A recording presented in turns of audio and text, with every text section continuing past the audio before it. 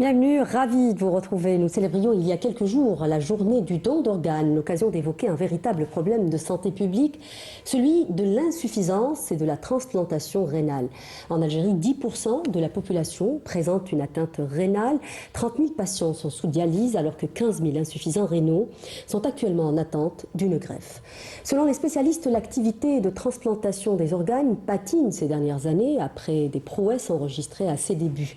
En Algérie, dans cette émission, on reviendra sur l'importance de la greffe d'organes pour sauver des vies, comment vit-on après une transplantation, quels sont les risques et les précautions à prendre pour une personne greffée. On parlera également de prévention de l'insuffisance rénale. Voilà en gros le propos que je vous propose ce soir, et pour en parler, j'ai le grand plaisir de recevoir professeur Lahfaya Saliha. Bonsoir. Bonsoir. Vous êtes néphrologue, vous vous occupez de la greffe à l'EHS, greffe d'organes et tissus de Blida. J'ai également le grand plaisir de recevoir professeur Meshoud Saïdani. Bonsoir. Bonsoir. Vous êtes chef de service néphrologie à l'hôpital de Mimsous. Vous êtes également président de la Société algérienne d'hypertension. J'ai également le grand plaisir de recevoir dans cette émission Monsieur Gergit Ammar. Bonsoir. Bonsoir, shukran ala istidafa. Merci à vous d'avoir accepté notre invitation. Je rappelle que vous êtes greffé du rein depuis 20 ans. Je vais commencer avec vous, Monsieur Gergit. Merci encore d'avoir accepté de témoigner gentiment dans cette émission. Dites-nous comment la greffe a changé votre vie. في الحقيقة زراعة الكلية غيرت حياتي تقريبا 180 درجة. غيرت حياتي بشيء، أصبحت أعيش حياة طبيعية كإنسان عادي أمارس نشاطاتي اليومية كلها تقريبا. بعد ما كنا في الهيمودياليز، في تصفية الدم، كنا نعاني من عدة أعراض مرضية، منها انتفاخ، ارتفاع ضغط الدم، فقر الدم الحاد، الإرهاق والتعب الشديدين، بالإضافة إلى تجمع الماء في الصدر في الرئتين، أدى إلى ذلك ضيق التنفس، الأرق، عدة أعراض. C'était une vraie souffrance en fait. Souffrance, très souffrance. Oui. Même pour votre scolarité, j'imagine que c'était très compliqué pour vous à l'école, parce que vous avez été malade très jeune. Oui, بدأت تقريبا ظهرت أعراض المرض تقريبا في السن مبكرة، في 12 سنة كنت نزلت أدرس في المتوسط، وظهرت أولى الأعراض ظهرت عن طريق انتفاخ الجسم وانتفاخ الرجلين، بالإضافة إلى ارتفاع ضغط الدم، وكنت ما زلت صغيرا آنذاك.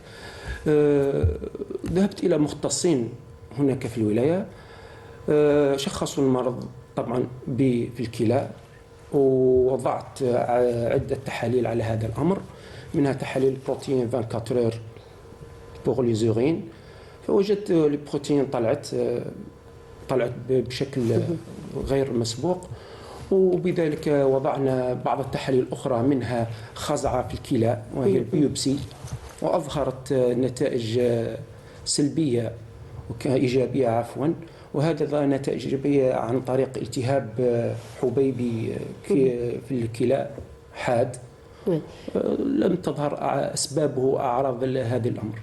D'accord. Alors, on voit en gros que c'est votre patient, je le rappelle, professeur Lahfaya. Alors, on voit quand même que c'est une personne qui est revenue de loin, avec une souffrance dès le plus jeune âge. Mais aujourd'hui, force est de constater quand même que l'activité, malheureusement, de la greffe patine. En gros, il n'y a pas vraiment beaucoup d'opérations. Vous me disiez en préparant cette émission, justement, qu'aujourd'hui, on est aux alentours de 100 greffes par an à peu près pour tout le pays, ce qui est très peu. Est-ce qu'on peut savoir pourquoi on en est là alors que les objectifs qui étaient quand même assignés sont beaucoup plus importants qu'une centaine de greffes par an? C'est vrai que la greffe, surtout ce qui se fait en Algérie, c'est la greffe à partir de donneurs vivants. Et le donneur vivant, c'est pas tous les patients qui ont un donneur vivant dans leur famille qui peut leur offrir cette possibilité de traitement. Ça, c'est la première cause. La première cause de pénurie. Il y a plusieurs patients, vous avez parlé de 30 000 patients qui sont en dialyse, pour beaucoup d'entre eux qui sont jeunes et qui ne trouvent pas de donneur dans leur famille. Vous pensez aujourd'hui qu'essentiellement, si la greffe ou la transplantation d'organes n'est pas au niveau escompté, c'est en grande partie parce qu'il y a une pénurie de dons? Certainement, la pénurie, elle est mondiale. Et en Algérie, un peu plus parce qu'on n'a pas de donneurs de greffe à partir de donneurs décédés. Donc on s'appuie uniquement sur le donneur vivant. Et donneur vivant, c'est pas évident. Donc déjà pour les maladies familiales, ça devient une contre-indication de don en intrafamilial pour les maladies héréditaires, pour certaines autres pathologies. La deuxième des choses, c'est qu'il n'y a pas de politique ou d'une stratégie pour greffer ces patients. Normalement, il y a un suivi du patient. La majorité des patients actuellement sont suivis pour leur pathologie rénale, déjà avant d'arriver au stade de l'insuffisance rénale. On arrive à greffer des patients en préemptif, avant qu'ils n'arrivent au stade de la dialyse. Mais pour la suite, il n'y a pas de visibilité. Donc c'est les malades qui se démènent eux-mêmes pour ramener le donneur, pour discuter avec leurs parents.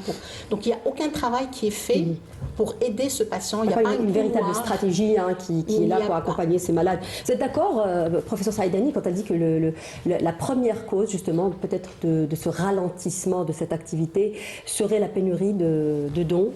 C'est une cause importante à mon avis, mais aussi c'est la structuration de ce qu'on est en train de faire actuellement. C'est ce que vous dites. L'activité de greffe, c'est une activité multidisciplinaire. C'est une activité qui nécessite les moyens. Donc, il faut qu'il y ait les moyens.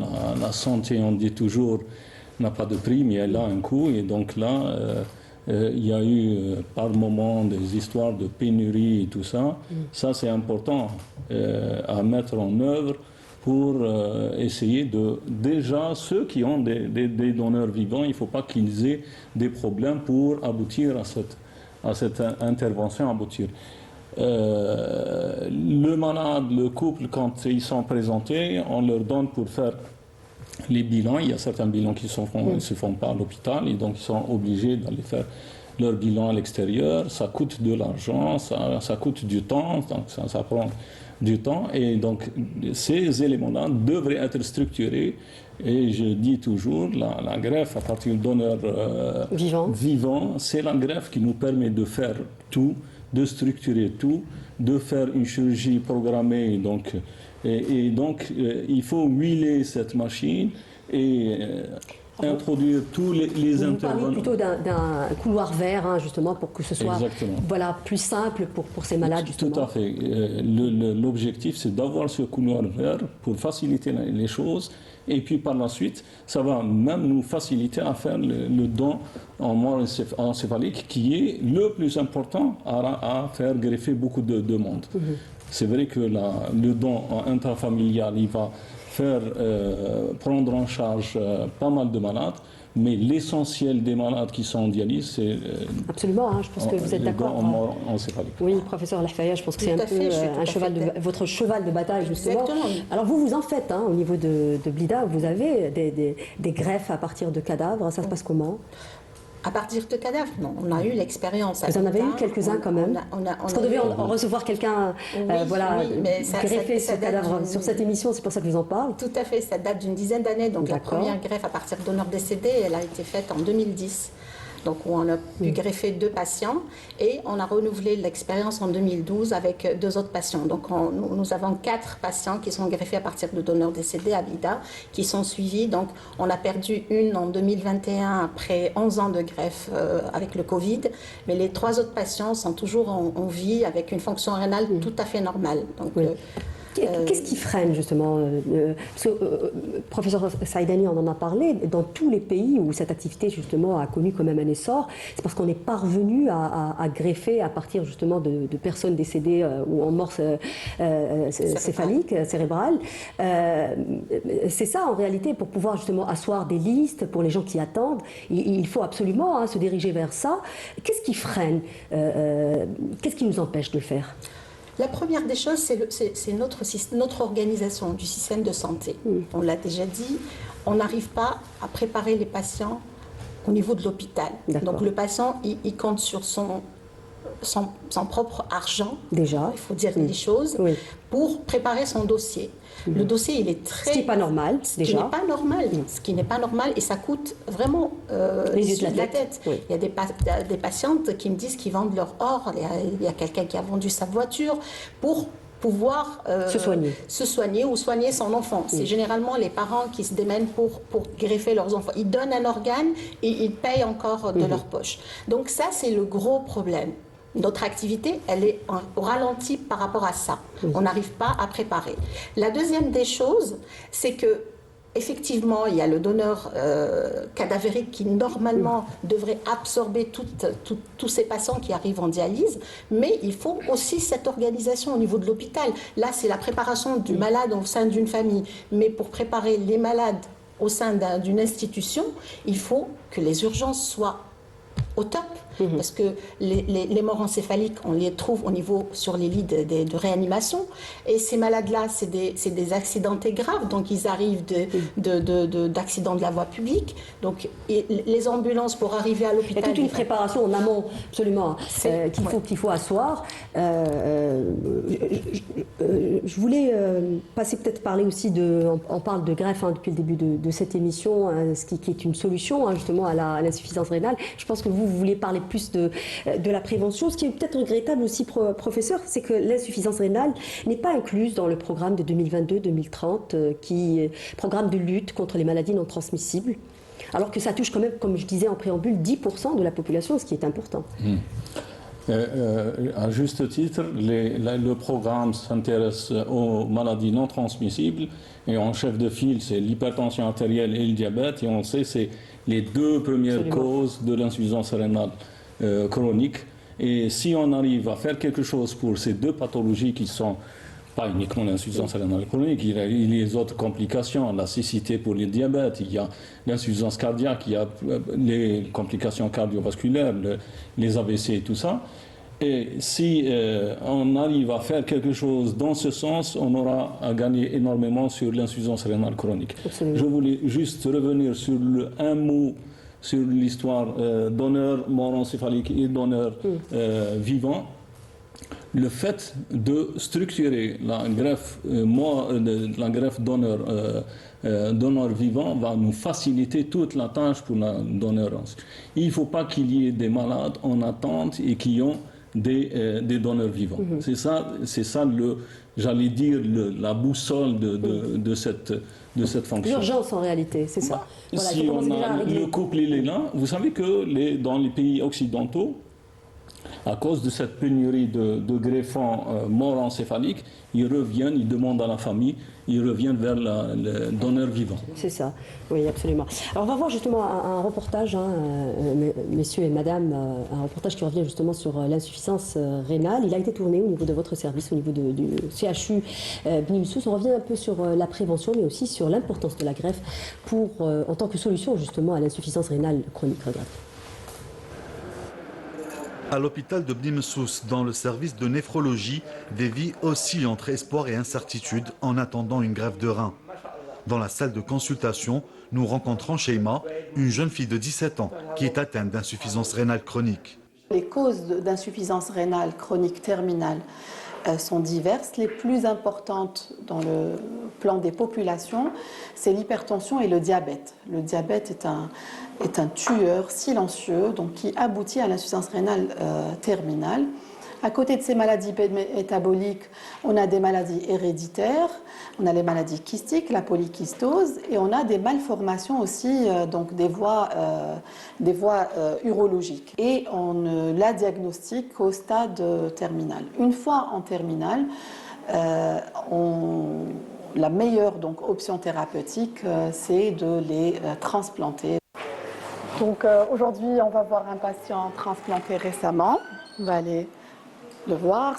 Pour Ali, la transplantation a été la délivrance après 7 ans de dialyse lorsque son épouse lui a généreusement offert un rein.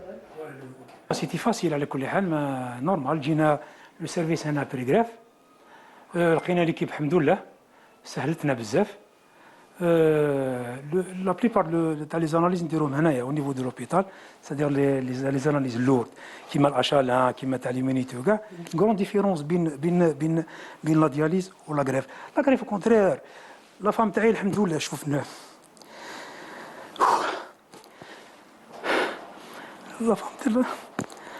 la femme taille, ربي يخليها لي على كل حال. الحمد لله حسنة مقبولة إن شاء On m'a الله. donné notre vie.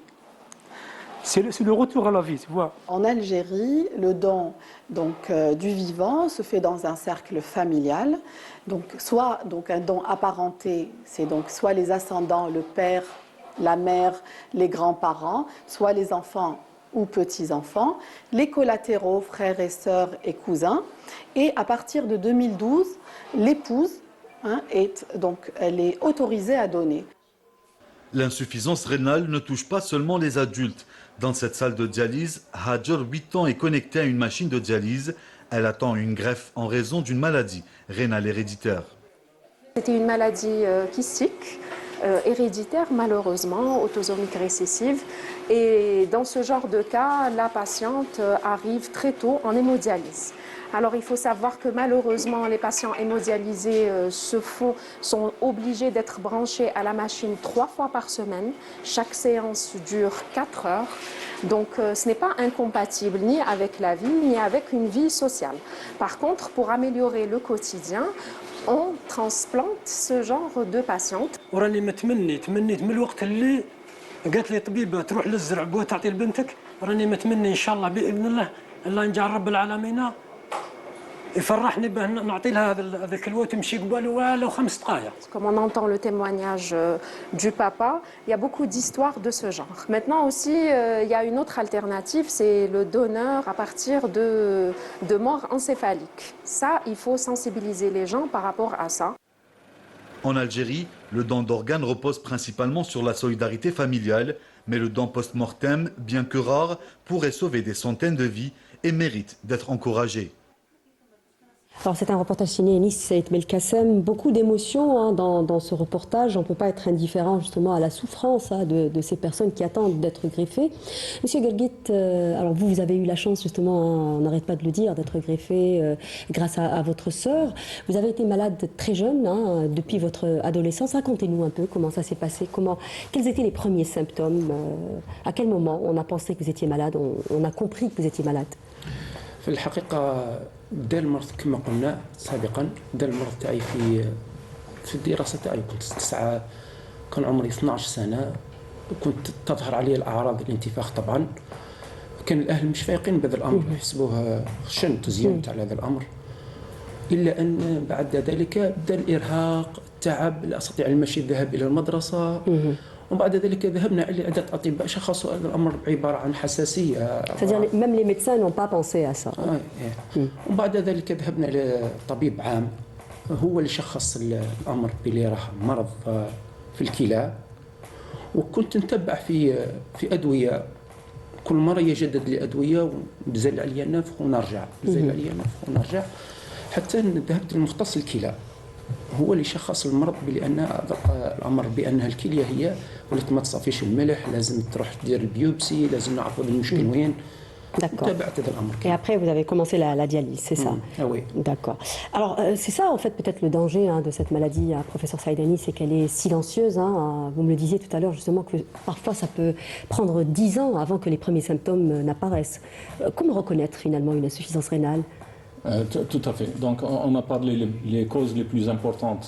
C'est chez l'adulte, on peut grosso modo dire qu'en bas âge, c'est les malformations de l'appareil urinaire congénital, donc des enfants qui naissent avec des malformations, et ça évolue doucement et ça aboutit à l'insuffisance rénale. Et l'âge un petit peu jeunes, les enfants à partir de 10 ans jusqu'à 20 ans, jusqu'à 40 ans, on va dire, même les adultes, c'est les glomérulonéphrite, grosso modo, c'est les glomérulonéphrite, et les plus âgés, c'est le diabète et l'hypertension artérielle. Et donc là, le lot le plus important, c'est le diabète et l'hypertension artérielle. Pour la plupart, c'est une maladie silencieuse. Comme on sait très bien, l'hypertension artérielle, c'est par essence une maladie silencieuse. Vous ne ressentez rien du tout, c'est une petite céphalée, tout ça. Il faut, à partir de certain âge, commencer à s'intéresser à sa santé, prendre l'attention de façon assez régulière, faire un bilan. On dit que maintenant, à partir de 40 ans, il est justifié. Et même, on insiste sur les gens pour qu'ils fassent un bilan annuel pour voir s'il n'y a pas. Et on est plus prudent quand il y a un antécédent familial. D'accord. J'ai des parents Là, c'est-à-dire qu'il faut faire plus attention. On fait plus attention. Oui. Et donc, le fait que ça soit silencieux, la maladie rénale, certaines maladies se déclarent comme ça, c'est les œdèmes, le fait d'avoir on est enflé. C'est ça. Et, Mais ça, quand même, c'est un symptôme, en principe, c'est un symptôme qui ne trompe pas. C'est-à-dire qu'un médecin ne pense pas justement à une insuffisance rénale, quand même, c'est une erreur, vous ne pensez pas? C'est-à-dire nos médecins, finalement, généralistes, ne sont pas forcément formés dans ce domaine. Comment on a pu passer à côté? Il est resté longtemps, quand même, avant d'être diagnostiqué. C'est vrai, parce que déjà, la spécialité de néphrologie, c'est une spécialité qui est jeune. C'est les années 90. Et en plus, l'enseignement de la néphrologie ne se faisait pas dans le cycle pour arriver à généraliste, donc le premier cycle. Donc c'est récent où on commence à enseigner la néphrologie pour les externes et donc avoir une petite formation pour reconnaître les pathologies néphrologiques. Oui. Alors, professeur Saïdani a parlé justement de l'hypertension, du diabète en tant que facteur de risque. On a parlé aussi un peu de génétique, hein, puisqu'on a dit que les gens qui ont des parents qui ont déjà fait une insuffisance rénale devraient faire plus attention que les autres. Est-ce qu'il y a d'autres facteurs, hein, parce qu'on parle aujourd'hui aussi de l'automédication, par exemple, hein, parce que les gens prennent, par exemple, des antalgiques type paracétamol, on ne fait pas attention. Est-ce que ça aussi, finalement, peut entraîner une insuffisance rénale? Tout à fait. Les antalgiques, les anti-inflammatoires. Maintenant, tous les Algériens, quand on a mal à la tête, c'est comme on va à l'épicerie, finalement c'est pas une pharmacie, donc on se sert. Le mal de dos, donc les pathologies inflammatoires et articulaires aussi drainent beaucoup de patients qui viennent sous traitement anti-inflammatoire à forte dose. C'est pas mal de traiter par les anti-inflammatoires, mais il faut prendre des précautions. Il faut que le malade, il ne faut pas qu'il soit déshydraté, donc on conseille aux malades de prendre de l'eau. Il faut faire un bilan avant. Donc des fois, on a déjà un problème rénal, on n'est pas au courant, et quand on prend ce genre de médicaments, on va aggraver et précipiter l'arrivée en insuffisance rénale. Et c'est vrai qu'il y a l'automédication, il y a les herbes aussi. Bon, il n'y a pas que la pharmacie, il y a maintenant la mode du traitement chez les herboristes. Et donc, les gens consomment des substances. Certaines plantes médicinales. Médicinales, mais le problème, c'est dans les doses. Donc, on met une pincée ou une cuillère, c'est pas dosé, donc ça peut être efficace, mais si on dépasse une certaine dose, ça devient nocif pour. C'est ça, l'excès n'est pas bon dans tous les cas. Exactement. Et puis, il y a aussi l'obésité, on en a parlé tout à l'heure, qui est aussi un facteur de risque maintenant prouvé de l'insuffisance rénale chronique. Aujourd'hui, on a de plus en plus d'enfants obèses, hein, c'est ça aussi le danger. Hein. Et tout ça, c'est le travail de la société, c'est l'école, en fait, les efforts, c'est tout le monde qui doit faire des efforts pour essayer de régler ce problème. C'est un fléau, en fait. Dans quelques années, on va multiplier ce 10% à 20% si on continue sur la même lancée. On n'a pas parlé aussi des maladies héréditaires, parce qu'il y a des maladies héréditaires, il y a beaucoup encore de mariages consanguins en Algérie, et donc ça génère des maladies rénales, et souvent on n'arrive pas à greffer parce qu'on a plusieurs membres de la famille qui sont atteints par la même pathologie. Voilà. Oui, professeur Saïdani, vous vouliez rajouter quelque chose? Je voulais juste rajouter pour une situation particulière qui prend de l'ampleur, c'est le sujet âgé, qui est défini par l'OMS, plus de 65 ans. On a le lot le plus important actuellement qui arrive en dialyse, c'est les sujets âgés. Aujourd'hui, en plus, avec l'augmentation de l'espérance de vie, on en voit de plus en plus. Tout à fait. On se projette dans le monde, les années 2050, il y aura pratiquement le quart de la population sera âgée. D'autant plus, on fait attention à ça, ils viennent avec la comorbidité. C'est ça. L'hypertension artérielle, le diabète, les rhumatismes, donc les anti-inflammatoires à juste titre, l'automédication qui n'est pas contrôlée, et d'un autre côté, les explorations, il ne faut pas oublier, les produits de contraste iodé. Quand un sujet âgé a un problème, parfois on pense à une histoire néoplasique, donc on cherche un cancer et tout ça, les scanners, quand ils sont faits. Donc le bilan, il est important, faire un bilan avant tout geste médical, auquel cas pour éviter les complications. Oui. Alors le diagnostic, finalement, quand on diagnostique une insuffisance rénale, c'est une question que je vous poserai aussi, hein, Monsieur Guelguit. C'est un moment de soulagement ou au contraire, finalement, c'est un moment d'angoisse? Pour le malade ou pour le médecin? Bah, pour les deux. Je pense que pour les deux, parce que c'est quand même voilà, c'est compliqué à prendre en charge. Mais si on pose le diagnostic, on se dit que le malade, peut-être qu'il va être sauvé partiellement parce qu'il va être pris en charge. Et il aura un traitement, un suivi et peut-être retardé.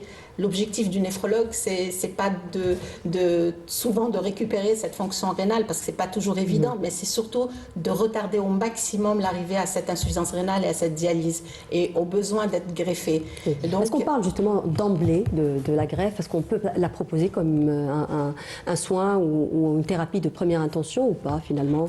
Actuellement, oui. Dans ma consultation, quand j'ai un malade au stade préterminal, donc il arrive à 20% du fonctionnement de son rein, on lui propose la greffe rénale avant de proposer l'hémodialyse. Parce que l'hémodialyse, on a encore le temps, on peut aller jusqu'à 10%, 15%. D'accord. Mais comme le bilan de la greffe, il prend beaucoup de temps, des fois une année à préparer un couple, donc à partir de 20%, on commence à parler. Mais c'est pour sensibiliser justement, parce qu'on a remarqué que quand le patient est malade, est vraiment malade, dans le dernier stade de l'insuffisance rénale, où il y a tous les signes, l'anémie, la surcharge, la fatigue, là les parents sont tous autour du patient, ils sont là, prêts à tout faire. Oui. Et donc, ça devient une affaire de famille.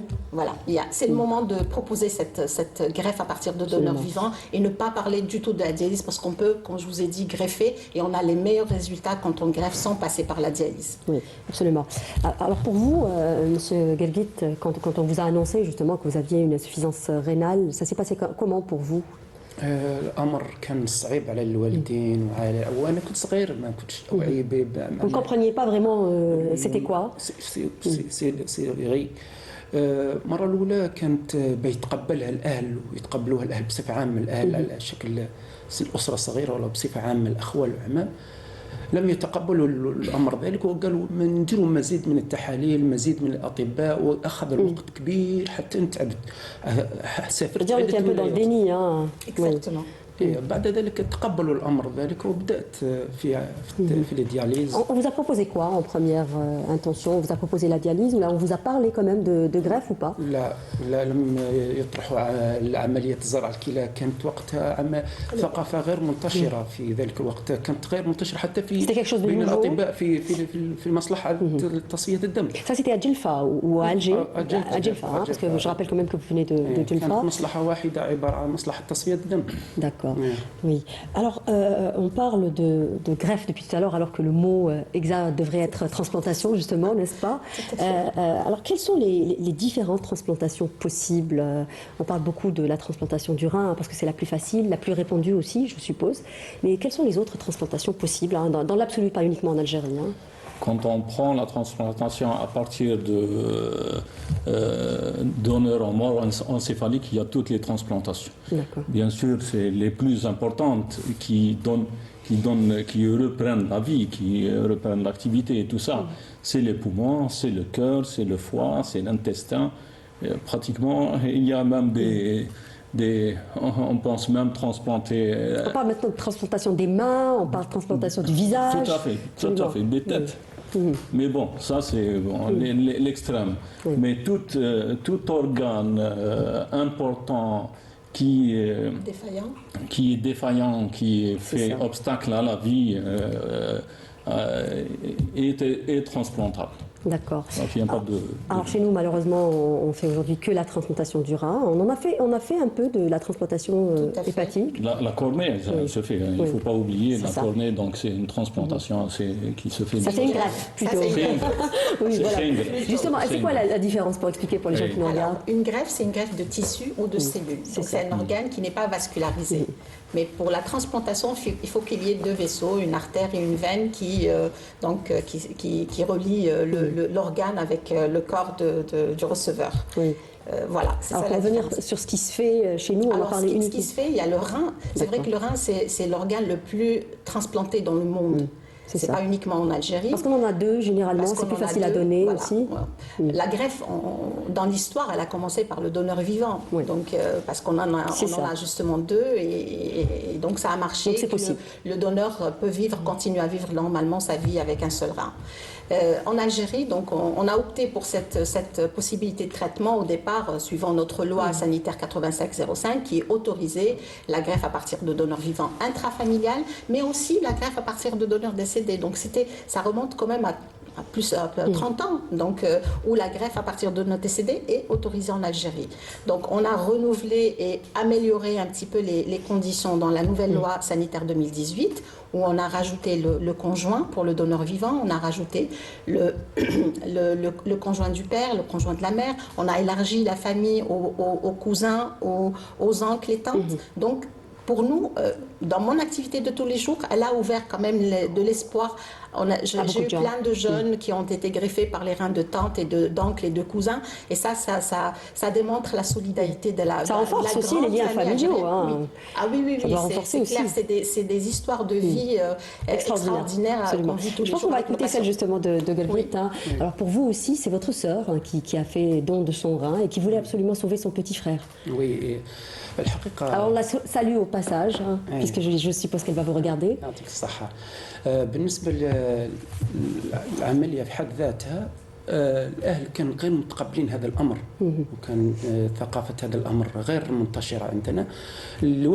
وجدنا معارضة شديدة في الأهل، خاصة من Ils avaient peur pour votre sœur, c'est ça? oui إيه، خافوا على أختي لا تلحق بأخيها في الدياليز وكذا، ولكن إصرار أختي كان أقوى من إصرار الأهل في حد ذاتهم. حتى قالت كلمتها في مقابلة مع طبيب مختص نفسي أنه الموت نحيا معاه ما تسعصونيش عليه. C'est beau ça, absolument. Oui, je suppose que ça a dû renforcer votre lien avec votre sœur. Alors oui, c'est des histoires attachantes, hein, je suppose, mais une question aussi à poser, hein, parce qu'on voit aussi que parfois les familles peuvent se poser par peur ou par ignorance, hein, justement parce qu'on ne sait pas peut-être que la personne qui donne, elle risque rien en réalité, c'est ça? Oui. Juste pour rassurer les futurs donneurs. Dans la population générale, il y a pratiquement c'est des statistiques américaines, une naissance sur 2000.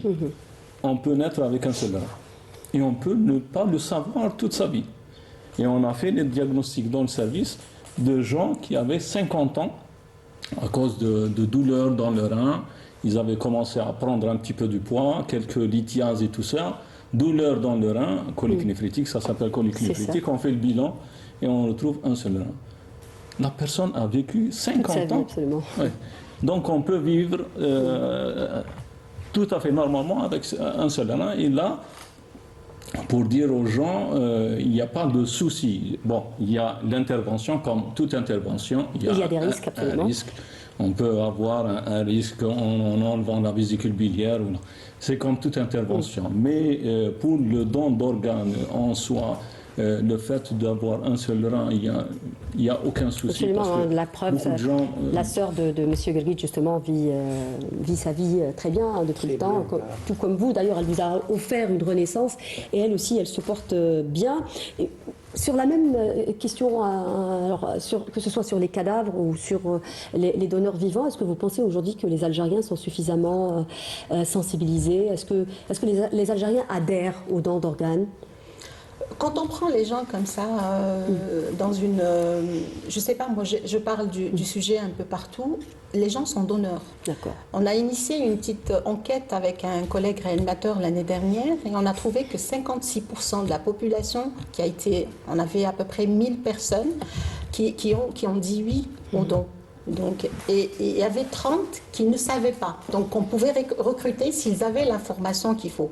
Mais ce qui ressortait, c'est qu'il n'y a pas de sensibilisation. Les gens ne connaissent pas le sujet. Ils ne sont pas informés. Ils ne sont pas informés, même pas de la loi. Ils ne savent pas que la loi sanitaire autorise le don à partir du conjoint, à partir de l'attente. Donc ils apprennent en fait... Qu'on est aussi théoriquement tous des donneurs potentiels. Oui, ça aussi, beaucoup de gens l'ignorent. 87% ignoraient l'existence du C'est-à-dire si je ne vais pas dire que moi je refuse de donner mes organes, je suis finalement donneur potentiel, absolument. Potentiel. Mais le dernier mot revient toujours à la famille. Je parle de la loi. Même au niveau de la loi. Il faut toujours revenir à la famille. On n'a jamais prélevé ou on ne peut jamais prélever un malade si la famille n'est pas d'accord ou qu'elle n'a pas donné son approbation. Oui. Professeur Saïdani, quelles sont les explorations qu'on doit faire avant justement une greffe? Juste une prise de sang? Comment on prépare finalement le malade à une greffe? Puisqu'on va prélever de quelqu'un qui est étranger, même si c'est... Tout un chacun a un potentiel immunitaire unique. Donc on n'est pas, même si on est jumeaux, on a, sauf les jumeaux, identiques à 100%. Mais les autres, les frères et sœurs, les parents, on se partage dans la famille un potentiel génétique, mais il n'est pas à 100%. Donc on s'assure de cette différence. D'accord. Est-ce qu'on est compatible à 100%? Il y a semi-compatibles, comme le cas de votre invité. Donc, avec sa sœur, ils étaient semi-compatibles. La compatibilité HLA, donc le système immunitaire, les leucocytes, on va dire, les globules blancs, mais la compatibilité de sang. Il faut que le sang soit compatible. Vous pouvez me donner le sang, donc c'est possible. On commence par ça, compatibilité au niveau du système HLA, ces éléments sont favorables, on va aller dans les bilans un petit peu plus fins. On va voir la faisabilité de la chirurgie, la faisabilité, l'état vasculaire. C'est pour ça, greffer jeune, c'est le meilleur garant d'une réussite d'une greffe. Et c'est pour ça, dans la population générale des greffés, il y a pratiquement, l'âge peut se limiter à 65 ans, 70 ans, et encore, c'est la qualité des vaisseaux. On dit qu'on a l'âge de nos vaisseaux. Et donc là, et on voit à côté, est-ce qu'il y a d'autres complications? Est-ce que le cœur, c'est pour ça la greffe avant la dialyse est meilleure? Les organes, parce que ça fatigue en réalité, la dialyse. Les organes ne sont pas fatigués par l'insuffisance rénale chronique. On va regarder tous ces éléments-là. Si pratiquement l'arbre urinaire en soi, est-ce qu'il n'y a pas de malformation qui était à l'origine de l'insuffisance rénale? Si ces éléments sont favorables, le dossier est discuté en multidisciplinaire. Donc il y a des séances de discussion multidisciplinaire et on s'entend que c'est faisable et on le fait. Mais aussi un accompagnement psychologique à côté de tous les bilans qu'on doit faire, professeur Al-Faya. On le fait, oui. C'est nous-mêmes qui le faisons. Nous avons essayé... Monsieur Garguit parlait justement de sa sœur, quand elle avait vu justement un psychiatre. À Blida, au début de l'activité... C'est un psychiatre ou un psychologue? On avait fait appel à un psychiatre qui s'intéressait à la greffe, donc au niveau du service de l'hôpital de Blida. Et donc on a initié un petit travail, on les a formés un petit peu sur la greffe, ce que ça veut dire, le traitement qu'on prend. Parce qu'on commençait à voir des jeunes justement qui n'étaient pas très sérieux par rapport à la prise médicamenteuse. Donc on s'est dit on va impliquer les psychologues. Mais on a fait un petit parcours ensemble, mais nous n'avons pas eu vraiment de résultats parce qu'ils ne sont pas formés. C'est une formation littéraire et donc ils n'arrivent même pas à comprendre le jargon médical, comment accompagner le malade. Donc c'était pas pour moi pour ma part, c'était pas une expérience vraiment positive. Donc, on prend en charge ce côté-là nous-mêmes. Donc, on prend le temps de parler aux malades, de leur expliquer, de prendre la famille. Donc, on prend le donneur seul, le receveur seul, puis on prend avec les parents. Quand c'est des enfants, il faut qu'il y ait les parents qui soient Concrètement, présents. on explique quoi? On explique les que risques, c'est un on grand explique projet. C'est ce que je leur dis, c'est un projet de vie. Et le projet, il faut mettre tout pour la réussite de ce projet. Et donc, le sérieux, vraiment à sentir la chance qu'on a eue d'avoir un greffon d'un parent, parce que ça... Et d'en prendre soin surtout, c'est ça? C'est ça, donc prendre conscience que c'est quand même quelque chose de très cher, d'inestimable, et qu'il faut suivre les consignes du médecin et garder un œil sur ce rein toute sa vie. En fait, le but, c'est d'allonger la durée de vie de ce greffon, c'est ça? Tout à fait, parce qu'il a une durée de vie, parce que souvent les patients, quand ils viennent, ils pensent qu'ils sont là pour changer une pièce et que ça va marcher toute la vie. Monsieur Grit, comment vous le faites? Comment vous prenez soin justement de votre greffon? Vous faites attention à votre alimentation, vous faites attention, vous prenez vos traitements, vous avez des contrôles. Racontez-nous un peu comment vous faites.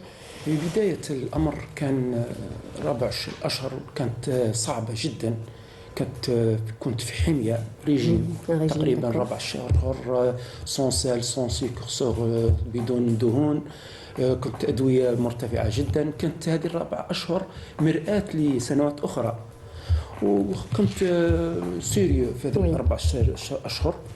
ثم السنوات الأخرى كانت المتابعة عادية.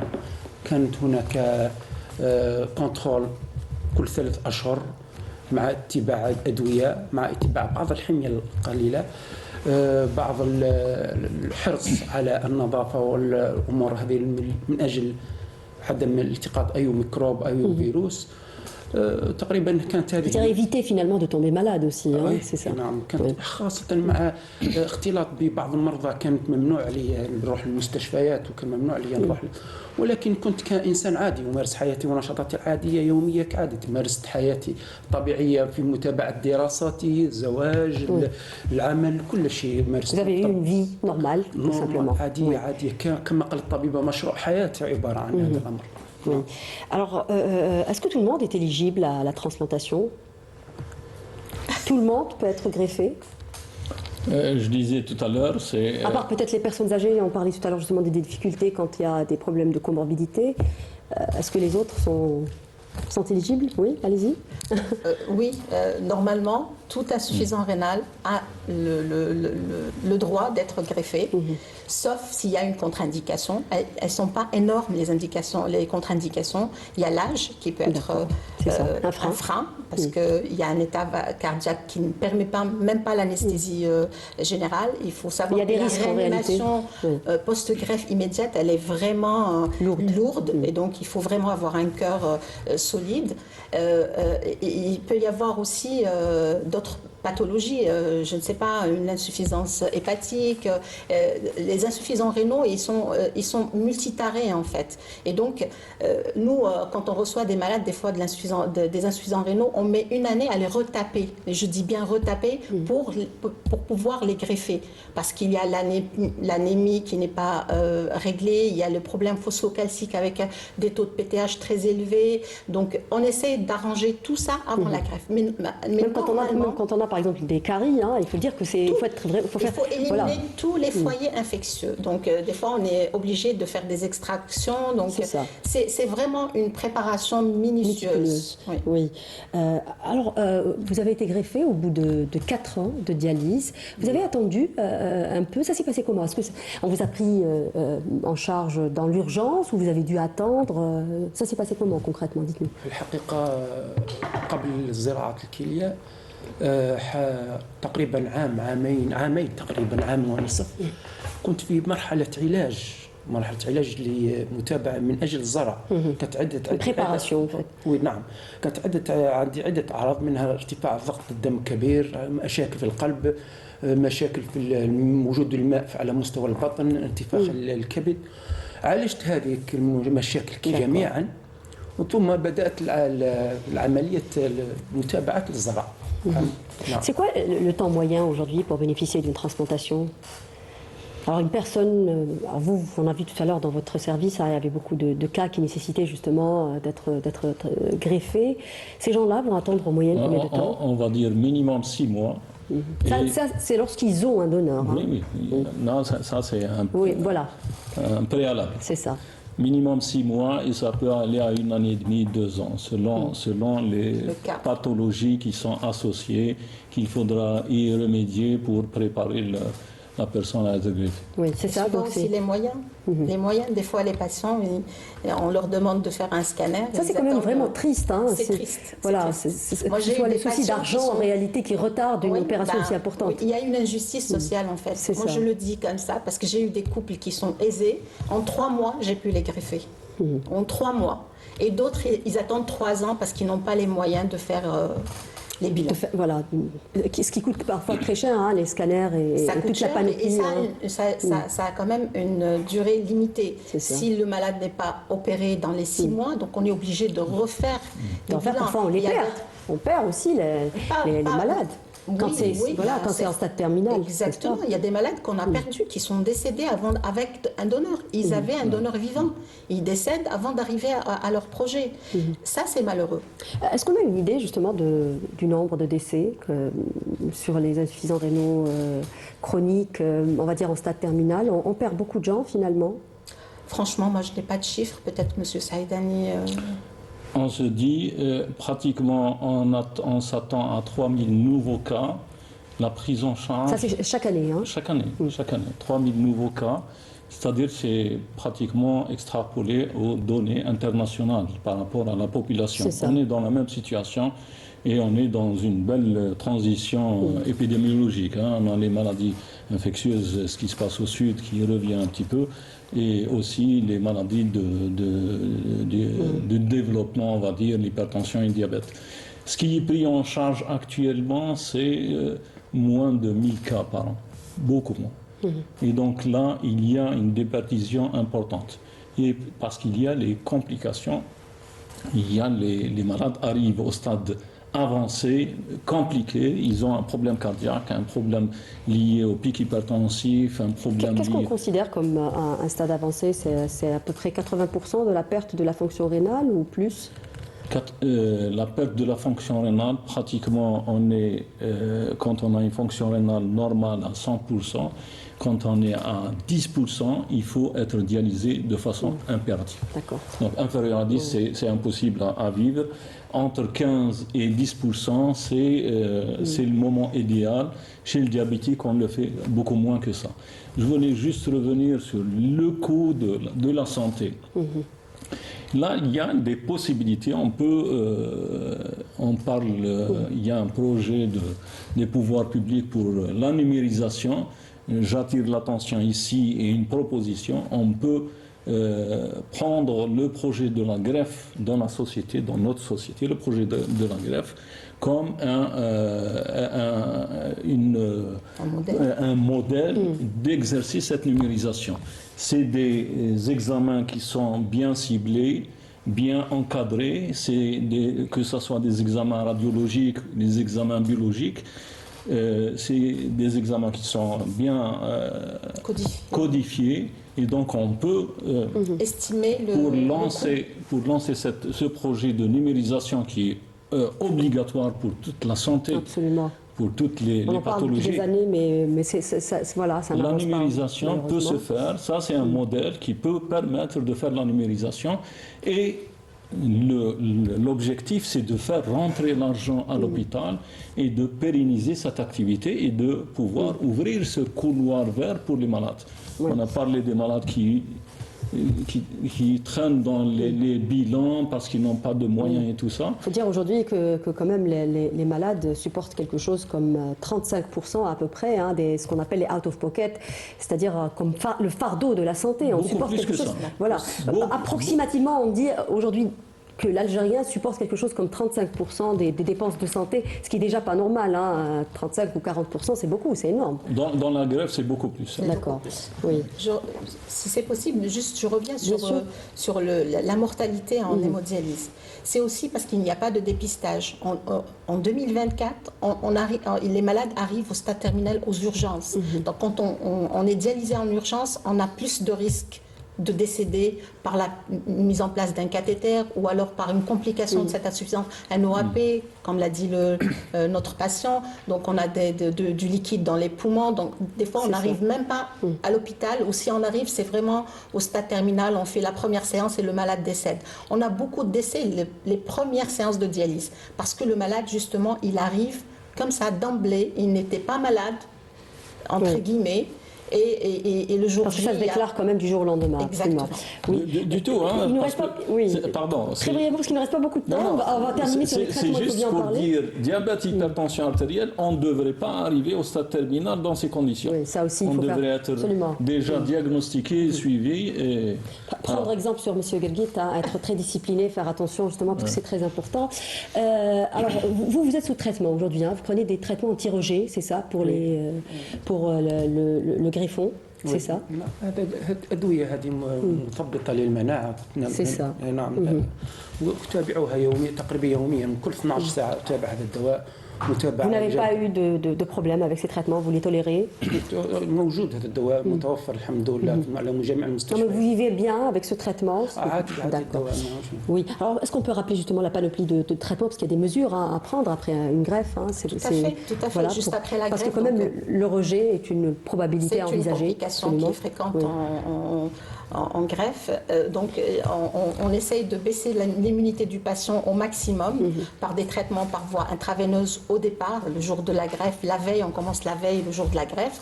Et par la suite, il est astreint à prendre 3 molécules à vie avec des contrôles sanguins pour l'un d'entre eux. Donc le malade doit faire chaque 3 mois le dosage au niveau du sang pour justement avoir la limite nécessaire pour cette immunité. Il ne faut pas qu'on soit très au-dessus de la norme pour éviter la toxicité parce que c'est toxique, ou alors en dessous de certaines limites et avoir le rejet. Mais c'est un traitement qui est maîtrisé et qui est bien toléré par nos patients et ça ne pose pas de problème.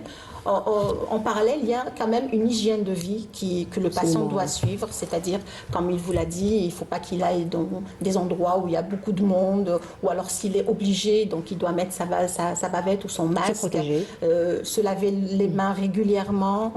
Dans l'alimentation, par exemple, est-ce qu'il y a un régime normal. On revient à la norme et il mange normalement. S'il est hypertendu, donc il va manger moins de sel. S'il n'est pas hypertendu, il peut manger normalement. Le sucre, il peut manger normalement, mais on ne va pas vers l'excès. Ça va être comme la population Est-ce qu'on peut faire du sport lorsqu'on est greffé? C'est recommandé. Après la première année, bien sûr, éviter juste les sports agressifs. Il ne va pas faire un match de foot, mais nos patients, on leur conseille de faire du sport. Une autre question aussi, peut-être, alors notre témoin aujourd'hui est un homme, mais il y a des greffés femmes. Est-ce que la greffe est antinomique avec le désir d'une grossesse, par exemple? Pas du tout, pas du tout. Juste que la greffe, il faut qu'elle soit programmée. Généralement, on demande à la patiente de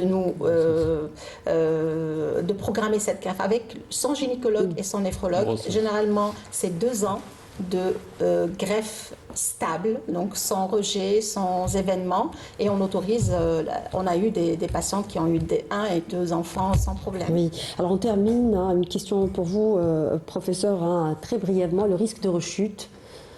Il est probable, est-ce qu'on peut savoir, ça s'élève à combien à peu près, est-ce qu'on peut avoir un chiffre? Le risque de rechute. Rechute de quoi? De rechute. Oui, de rejet. C'est le retour en dialyse. Voilà, oui, c'est ça. C'est une histoire immunologique. Le donneur et le receveur ne sont pas identiques. Il y a un bas-fond de... Est-ce qu'on a un chiffre? Est-ce qu'on peut donner approximativement un chiffre? Le risque de rejet représente combien sur les opérations que vous faites, par exemple? Très peu? Très peu. Très peu. On n'a pas de rejet aigu parce que c'est maîtrisé, c'est une intervention programmée, intrafamiliale, donc avec des bilans immunologiques très précis, mais à la longue, ça dépend du profil du patient. S'il est sérieux, il prend ses traitements, il ne les oublie pas.